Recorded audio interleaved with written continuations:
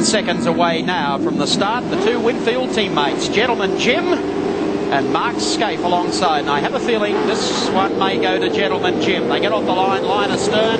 Scaife tries to move across. He's just trying to protect to make sure no one gets through there. And Brocky says, to hell with that. I want to get through here. And the rest of the field hound down in the first right-hand sweeper, brings them up to a tight left-hand turn and down past the pits for the first time. Trouble-free as they enter the first two turns. Smurton goes through there in the Protec car as they head down to the right-hander. Jimmy Richards and Mark Scaife leave the field into this turn. And right behind them, Glenn Seaton, Peter Brock. So one has actually squabbled here.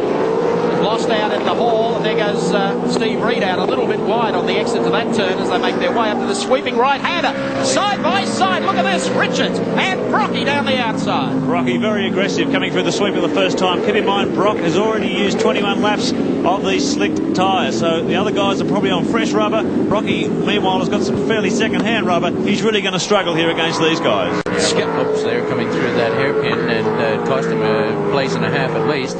Scaife leads them down to the right-hander at the end of the straight. Right behind him is Glenn Seaton. Then it's back to Jim Richards. Jim's got more traffic banked up than O.J. Simpson.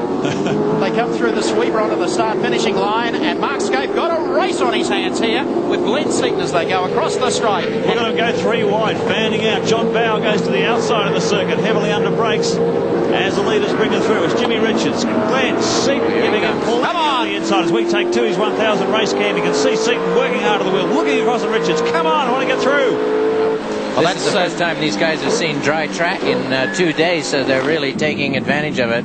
Here's a broken wing on the back of John Bow's car. Yes, he's had a Kathumpa at the rear end, and he is going nowhere. He's not going to keep anything down on the rear of that. Another sad day for John. Trouble there for him so early in the race. That's a grave disappointment. So there's been a big shuffle through that first lap. It's in fact Scaife, car 2, leading Seaton down as they cover the brakes second time. Jim Richards shuffled back to third.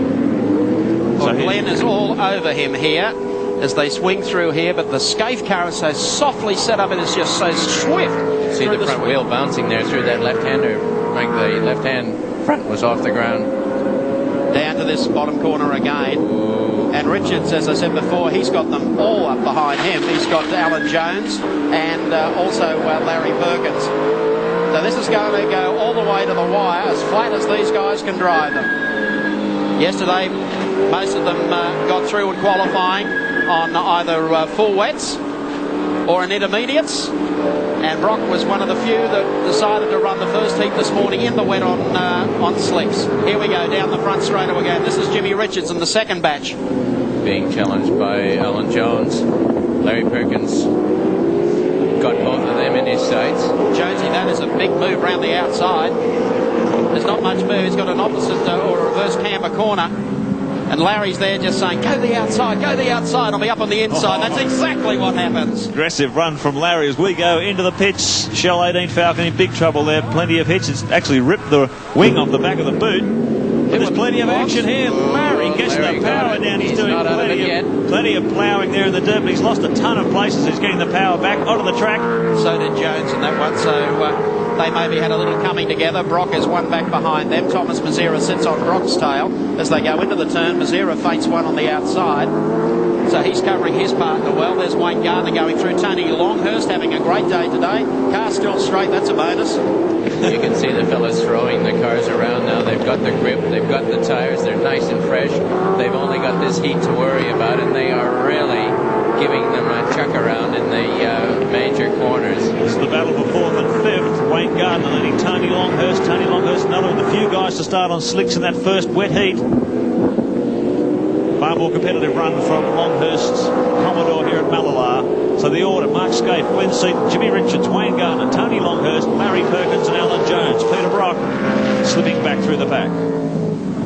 Through this sweeper. Flat strap all the way down to the right-hander. Look at Seaton all over there, is it? Yeah, to his 1000 race cam again from our second place man as he gives more and more pressure on Mark Scaife.